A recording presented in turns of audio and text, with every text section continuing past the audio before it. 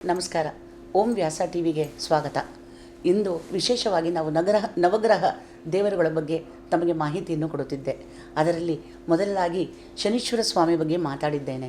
ಇವಾಗ ನಾನು ಹೇಳುವ ಭಗವಾನ್ ಸೂರ್ಯದೇವ ಅಂದರೆ ಓಂ ಗ್ರಹಣಾಮಾದಿಯಾದಿತ್ಯೋ ಲೋಕರಕ್ಷಣಕಾರಕ ವಿಷಮಸ್ಥಾನ ಸಂಭೂತಾಂ ಪೀಡಾಂ ಹರತು ಮೇರವಿಃ. ಅಂದರೆ ಎಲ್ಲ ಪೀಡೆಗಳನ್ನು, ಎಲ್ಲ ದರಿದ್ರಗಳನ್ನು ನಮಗೆ ನಾಶ ಮಾಡಿ ನಮಗೆ ಬೆಳಕು ಕೊಡುವಂಥ ಆ ಸೂರ್ಯ ಭಗವಾನ್ ನಮ್ಮ ಜೊತೆಯಲ್ಲಿ ಇರುತ್ತಾನೆ. ಸೂರ್ಯ ಎಂದರೆ ಜೀವನ, ಸೂರ್ಯ ಎಂದರೆ ಜೀವರಾಶಿಗಳಲ್ಲೆಲ್ಲೂ ಬದುಕಿರುವುದಕ್ಕೆ ಕಾರಣವೇ ಸೂರ್ಯ ಭಗವಾನ್. ತಮಗೆ ಗೊತ್ತಿರುವಂತೆ ವಿಜ್ಞಾನದ ಮಾಹಿತಿಯಂತೆ ಭೂಮಿಯಲ್ಲಿ ಸೂರ್ಯನ ಕಿರಣ ಬೀಳದಿದ್ದರೆ ಹಾಗಾಗಿ ಇಷ್ಟು ಉದ್ದ ಕಿಲೋಮೀಟರ್ಗಟ್ಟಲೆ ಹುಳುಗಳು ಭೂಮಿಯನ್ನು ಆಕ್ರಮಣಗೊಳ್ಳುತ್ತವೆ. ಏಕೆಂದರೆ ಸೂರ್ಯನ ಕಿರಣ ಅಷ್ಟು ಮುಖ್ಯವಾಗುತ್ತದೆ. ಥಂಡಿ ಪ್ರದೇಶದಲ್ಲಿ ಸೂರ್ಯ ಭಗವಾನ್ ಇದ್ದರೆ ಅಲ್ಲಿ ಯಾವ ಕಾಯಿಲೆಗಳು ಬರುವುದಿಲ್ಲ. ಸೂರ್ಯ ಎಂದರೆ ಜೀವ, ಸೂರ್ಯ ಅಂದರೆ ಪ್ರತ್ಯಕ್ಷ ಬ್ರಹ್ಮ. ನಮ್ಮ ಪಂಚಭೂತಗಳಲ್ಲಿ ಐದಾದರ ಸೂರ್ಯ, ಚಂದ್ರ, ನಕ್ಷತ್ರ, ನೀರು, ಭೂಮಿ, ಆಕಾಶ, ವಾಯು ಇವೆಲ್ಲವೂ ಪಂಚಭೂತಗಳು. ಈ ಪಂಚಭೂತಗಳ ಸಾಕ್ಷಿಯಾಗೂ ನಾವು ಹೇಳುವುದೇನೆಂದರೆ ಪ್ರತ್ಯಕ್ಷಂ ಬ್ರಹ್ಮ ಅನ್ನುತ್ತೇವೆ. ಸೂರ್ಯ ಅಂದರೆ ಪ್ರತ್ಯಕ್ಷವಾಗಿರುವಂಥ ಬ್ರಹ್ಮ.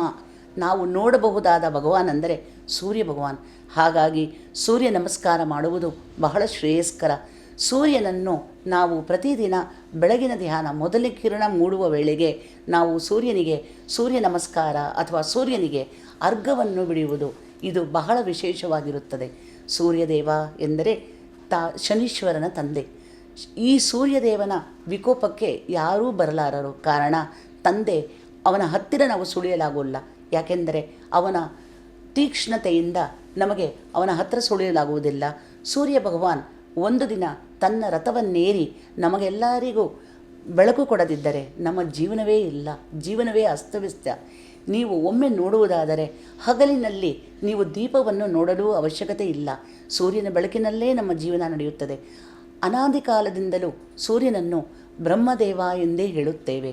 ಸೂರ್ಯ ಭಗವಾನ್ ಇರುವ ಸ್ಥಳ ನವಗ್ರಹ ದೇವಸ್ಥಾನದಲ್ಲಿ ಒಂದು ಸೂರ್ಯ ಭಗವಾನ್ ಸೂರ್ಯನಾರ್ ಅಂತ ಹೇಳುತ್ತಾರೆ. ಇಲ್ಲಿ ಸೂರ್ಯನಿಗೆ ವಿಶೇಷವಾಗಿ ಪೂಜೆಯನ್ನು ಸಲ್ಲುತ್ತದೆ. ಇದು ಸೂರ್ಯ ಭಗವಾನಿಗೆ ನಾವು ಹೇಳಿದ ಹಾಗೆ ಸೂರ್ಯ ಶನೀಶ್ವರನ ತಂದೆ. ಶನೀಶ್ವರ ಎಂದರೆ ತಂದೆಗೆ ಮಗನಿಗೆ ಯಾವಾಗಲೂ ಸಾಧಾರಣ ವಾಗ್ವಾದ ನಡೆಯುತ್ತದೆ. ಯಾಕೆಂದರೆ ತಂದೆ ತೀಕ್ಷ್ಣತೆ ಕೊಟ್ಟು ಜೀವನ ಕೊಡುತ್ತಾನೆ. ಶನೀಶ್ವರ ಭಗವಾನ್ ತಾನು ಮಾಡಿದಂಥ ತಪ್ಪಿಗೆ ಶಿಕ್ಷೆಯನ್ನು ಕೊಟ್ಟು ನಮ್ಮನ್ನು ಕಾಪಾಡುತ್ತಾನೆ. ಹಾಗಾಗಿ ತಂದೆಯ ಮಗನಲ್ಲೇ ಒಮ್ಮೆ ವಾಗ್ವಾದ ನಡೆಯುತ್ತದೆ. ಸೂರ್ಯ ಹೆಚ್ಚ ಶನೀಶ್ವರ ಹೆಚ್ಚ ಅಂತ. ಈ ಸೂರ್ಯ ಹೆಚ್ಚ ಶನೀಶ್ವರ ಹೆಚ್ಚ ಅಂತ ಇಬ್ಬರು ಜಗಳವಾಡುತ್ತಿರುವಾಗ ಎಲ್ಲ ದೇವರುಗಳಿಗೂ ಬೇಜಾರಾಗುತ್ತದೆ. ತಂದೆಯ ಮಗನೇ ವಾಗ್ವಾದ ಮಾಡುತ್ತಿರಲು ಯಾರು ಇದನ್ನು ಬೇರ್ಪಡಿಸಬಹುದು ಎಂದು ಯೋಚನೆ ಮಾಡುತ್ತಿರುವಾಗ ಅಲ್ಲಿ ಲಕ್ಷ್ಮೀ ಪ್ರತ್ಯಕ್ಷಳಾಗುತ್ತಾಳೆ. ಲಕ್ಷ್ಮೀ ದೇವಿ ಎಂದರೆ ಸಂತೋಷ, ಲಕ್ಷ್ಮೀ ದೇವಿ ಎಂದರೆ ಸುಖ, ಲಕ್ಷ್ಮೀ ದೇವಿ ಎಂದರೆ ಆನಂದ ಮತ್ತು ಜೀವನ ನಗುಮುಖದಿಂದ ಸಾಗಲು ನಮಗೆ ಲಕ್ಷ್ಮೀ ದೇವಿಯ ಆಶೀರ್ವಾದ ಬೇಕಾಗುತ್ತದೆ. ಆಗ ಲಕ್ಷ್ಮೀದೇವಿ ಹೇಳುತ್ತಾಳೆ, ಏನು ತಮ್ಮಿಬ್ಬರ ವಾದ, ತಂದೆ ಮಗನಲ್ಲಿ ಏನು ವಾದ ಅನ್ನುವಾಗ ಹೇಳುತ್ತಾನೆ, ನಾನು ಶ್ರೇಷ್ಠ ಅಂತ ನಾನು ಹೇಳಿದರೆ ನನ್ನ ಮಗನಾದ ಶನೀಶ್ವರನು ನಾನು ಶ್ರೇಷ್ಠ ಎನ್ನುತ್ತಾನೆ. ಅಂದರೆ ನನ್ನನ್ನೇ ಪರೀಕ್ಷಿಸುತ್ತಾನೆ ನನ್ನ ಮಗ ಅಂದಾಗ ಇವರ ವಾಗ್ವಾದವನ್ನು ನಾನು ಬಿಡಿಸಲಾಗುವುದಿಲ್ಲ ಎಂದು ನಾರದನನ್ನು ಕರೆಯುತ್ತಾಳೆ.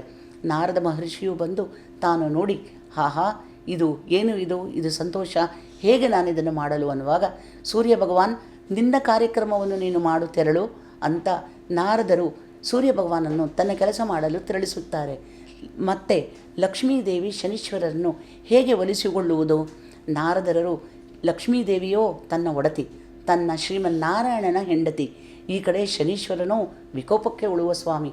ಅವನ ಕೋಪವನ್ನು ಹೇಗೆ ಶಾಂತ ಮಾಡಲು ಎಂದು ಯೋಚಿಸುತ್ತಿರುವಾಗ ಶನಿದೇವನನ್ನು ನೀನು ಹಾಗೆ ಹೋಗು ಎಂದು ಯಾಕೆ ಅಂತ ಕೇಳುತ್ತಾನೆ. ಶನಿದೇವ, ನೀನು ಹೋಗು ತಂದೆ, ನಾನು ಹೇಳುತ್ತೇನೆ ಅಂತಾನೆ. ಲಕ್ಷ್ಮಿಯನ್ನು ಈ ಕಡೆ ಬರಲು ಹೇಳುತ್ತಾನೆ. ಅವನು ಏನು ಹೇಳಿದರೆಂದರೆ ಚಾತುರ್ಯದಿಂದ ತನ್ನ ಕೆಲಸವನ್ನು ಸರಿ ಮಾಡಿಕೊಳ್ಳುತ್ತಾನೆ. ಅಂದರೆ ಈ ಕಡೆ ಹೋಗುತ್ತಿರುವ ಶನಿದೇವನನ್ನು ನೋಡಿ, ಶನಿದೇವ ನಿನ್ನ ಆಕಾರ ಅಪ್ಪ ಎಂಥ ಉದ್ದ, ನೀ ಅಜಾನುಬಾಹು, ನಿನ್ನ ಶರೀರವನ್ನು ನೋಡಿದರೆ ಎಂಥವರಿಗೂ ಒಂದು ಮೋಹಿತಗೊಳ್ಳುತ್ತಾರೆ, ಶಕ್ತಿ ಬರುತ್ತದೆ. ಅಂದರೆ ಶನಿದೇವ ಹೋಗುತ್ತಿರುತ್ತಾನೆ, ಈ ಕಡೆ ಲಕ್ಷ್ಮಿ ಬರುತ್ತಿರುತ್ತಾಳೆ. ಲಕ್ಷ್ಮೀ ಬರುವ ಕಡೆಗೆ ಕಾಲು ಗೆಜ್ಜೆ ಸದ್ದು, ಮಲ್ಲಿಗೆ ಹೂವಿನ ಸುವಾಸನೆ ಮತ್ತು ಸಂತೋಷಗೊಂಡ ತಾಯಿ ಕಾಸು, ನಾಣ್ಯ, ಅನ್ನ, ಆಹಾರ, ಧನ, ಕನಕ, ವಸ್ತು, ವಾಹನಗಳನ್ನು ಕೊಟ್ಟು ನಮ್ಮನ್ನು ಕಾಪಾಡುತ್ತಾಳೆ. ನಾರದ ಹೇಳುತ್ತಾನೆ, ಅತ್ತ ಶನಿದೇವ ಹೋದರೆ ಸಂತೋಷ, ಈ ಥರ ಲಕ್ಷ್ಮಿ ಬಂದರೆ ಸಂತೋಷ ಅಂತ ಹೇಳಿ ಅವರಿಬ್ಬರನ್ನು ಬೇರ್ಪಡಿಸಿ ತಾನು ನಾರಾಯಣ ಎಂದು ಪಲಾಟನೆ ಮಾಡುತ್ತಾನೆ. ಇದು ಶನಿದೇವ ಮತ್ತು ಅವರ ತಂದೆ ಸೂರ್ಯ ಭಗವಾನ್. ತಿರುನಲ್ಲಾರಲ್ಲಿ ನಾನು ಹೇಳಿದ ಹಾಗೆ ಶನೀಶ್ವರ, ಸೂರ್ಯ ಭಗವಾನ್ ಕೂಡ ಅಲ್ಲೇ ನವಗ್ರಹ ದೇವಸ್ಥಾನದಲ್ಲಿ ಒಂದು ಅಧಿಪತಿಯಾಗಿ ಸೂರ್ಯನನ್ನು ಪೂಜಿಸುತ್ತಾರೆ. ಸೂರ್ಯ ದೇವಸ್ಥಾನದ ಪಕ್ಕದಲ್ಲಿಯೇ ಚಂದ್ರಗ್ರಹವಿರುವುದು. ಚಂದ್ರದೇವ ಬಂದು ತಮಗೆ ದೋಷ ಪರಿಹಾರ ಮಾಡಲು ಚಂದ್ರದೇವ. ಹಾಗೆ ಪಕ್ಕದಲ್ಲಿ ರಾಹು ಮತ್ತು ಕೇತು ದೇವಸ್ಥಾನವಿದೆ. ಇಲ್ಲಿ ವಿಶೇಷವಾಗಿ ನಿಮಗೆ ರಾಹು ದೇವಸ್ಥಾನದಲ್ಲಿ ನೋಡಿದರೆ ರಾಹು ಕೇತು ಬಂದು ನವಗ್ರಹ ದೇವರುಗಳಲ್ಲಿ 2 ರಾಹು ಮತ್ತು ಕೇತು ಅಂತ ದೇವರುಗಳಿರುತ್ತಾರೆ. ಸಮುದ್ರ ಮಥನವಾಗುವಾಗ ನಾರಾಯಣನು ಅಮೃತವನ್ನು ಮೋಹಿನಿ ರೂಪದಲ್ಲಿ ಎಲ್ಲ ಸುರರಿಗೆ ಅಂದರೆ ದೇವಾನುದೇವತೆಗಳಿಗೆ ಕುಡಿಸುತ್ತಾನೆ. ಈ ಕಡೆ ರಾಹು ಕೇತು ದೇವರ ರೂಪದಲ್ಲಿ ವೇಷ ಧರಿಸಿ ಅರ್ಧವನ್ನು ಕುಡಿಯುತ್ತಾರೆ. ನಂತರ ಅರ್ಧ ಕುಡಿಯೋದ್ರಿಂದ ಅವರಿಗೆ ರಾಹು ಕೇತು ಅವರನ್ನು ನಾವು ದೇವರೆಂದು ಭಾವಿಸುತ್ತೇವೆ.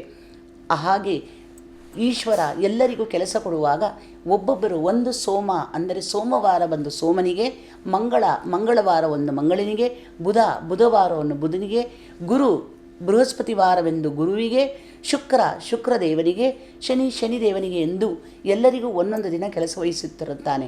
ಆದರೆ ರಾಹು ಕೇತುವು ನಮಗೆ ಯಾರೂ ಕೆಲಸ ವಹಿಸುವುದಿಲ್ಲ. ಅಂದರೆ ನಾವು ಬೆಲೆ ಇಲ್ಲವೇ ಅಂದಾಗ ಅವರು ಹಾಗಾದರೆ ನಿನಗೆ 1.5 ಗಂಟೆ ಕಾಲ ರಾಹುಕಾಲ, 1.5 ಗಂಟೆ ಕಾಲ ಕೇತುಕಾಲ, ಈ ಥರ ಬಂದು ನಿಮಗೆ ವಿಂಗಡಣೆ ಮಾಡಿಕೊಳ್ಳುತ್ತೇನೆ. ಸೊ ನಿಮ್ಮ ಕೆಲಸಗಳನ್ನು ನೀವು ಮಾಡಬಹುದು. ಹಾಗಾಗಿ ನಾವು ರಾಹುವಾಗಲಿ ಕೇತುವಾಗಲಿ, ರಾಹುಕಾಲದಲ್ಲಾಗಲಿ ಕೇತುಕಾಲದಲ್ಲಾಗಲಿ ಆ ಸಮಯದಲ್ಲಿ ಯಮಗಂಡ ಕಾಲದಲ್ಲಿ ನಾವು ಯಾವ ಒಳ್ಳೆಯ ಕಾರ್ಯವನ್ನು ಮಾಡುವುದಿಲ್ಲ. ಒಳ್ಳೆಯದು ಆಗುವುದೆಂದು ಆಗುವಲ್ಲ ಅಂತಲ್ಲ, ಆ ಕಾಲದಲ್ಲಿ ಆ ಸ್ವಾಮಿಯ ವಿಕೋಪಕ್ಕೆ ನಾವು ಬಲಿಯಾಗಬಾರದು. ಹಾಗಾಗಿ ಅವನಿಗೆ ಗೌರವಿಸಿ ಆ ಸಮಯದಲ್ಲಿ ನಾವು ಮಾಡುವಂಥ ಎಲ್ಲ ಖರೀದಿಯಾಗಲಿ, ವಸ್ತು ಕೊಂಡುಕೊಳ್ಳುವುದಾಗಲಿ ಅಥವಾ ಯಾವುದೇ ಆ ಥರದ ಕೆಲಸಗಳನ್ನು ನಾವು ಮಾಡುವುದಿಲ್ಲ. ಶುಭ ಕಾರ್ಯವನ್ನು ರಾಹುಕಾಲದಲ್ಲಾಗಲಿ, ಗುಳಿಗೆ ಕಾಲ ಆದರೆ ಕೇತುಕಾಲ ಆ ಕಾಲದಲ್ಲಿ ಮಾಡುವುದಿಲ್ಲ. ಇದು ರಾಹು ಕೇತುವ ಬಗ್ಗೆ ಒಂದು ವಿವರಣೆ. ನಂತರ ತಾವು ಗುರುವಿನ ದೇವಸ್ಥಾನ. ಗುರು ಅಂದರೆ ನಿಮಗೆ ಬೃಹಸ್ಪತಿ ಎಂದರೆ ಗುರು ದೆಸೆ ಇಲ್ಲವೆಂದರೆ ನಿಮಗೆ ಎಷ್ಟೇ ಧನವಿರಲಿ, ಎಷ್ಟೇ ವಾಹನವಿರಲಿ, ಎಷ್ಟೇ ನೀವು ನೆಮ್ಮದಿಯಿಂದ ಇದ್ದರೂ ನಿಮಗೆ ಜೀವನ ಸುಗಮವಾಗಿರುವುದಿಲ್ಲ. ಹಾಗಾಗಿ ಗುರು ಒಲಿದರೆ ಹರಿ ಒಲಿದಾನು, ಗುರು ಮುನಿದರೆ ಹರಿ ಮುನಿದಾನು. ಅಂದರೆ ಗುರುವಿನ ಆಶೀರ್ವಾದ ಇಲ್ಲದೆ ನಾವು ಹರಿಯನ್ನು ಒಲಿಸಿಕೊಳ್ಳುವಲಾಗುವುದಿಲ್ಲ. ಹಾಗಾಗಿ ಗುರು ತುಂಬ ಮುಖ್ಯ. ಓಂ ಗ್ರಹಣಾಮಾದಿ ಆದಿತ್ಯೋ ಲೋಕರಕ್ಷಣಕಾರಕಃ ವಿಷಮಸ್ಥಾನ ಸಂಭೂತಾಂ ಪೀಡಾಂ ಹರತು ಮೇ ಗುರುಹು. ಅಂದರೆ ಗುರು ಬಂದು ನಮ್ಮ ಪೀಡೆಗಳನ್ನೆಲ್ಲ ಹರಣ ಮಾಡುತ್ತಾನೆ ಅಂತ ಆ ಗುರುರಾಯರಲ್ಲಿ ಶಿರಡಿನಾಥನಲ್ಲಿ ನಾವು ಬೇಡಿಕೊಳ್ಳೋಣ. ನಮಸ್ಕಾರ.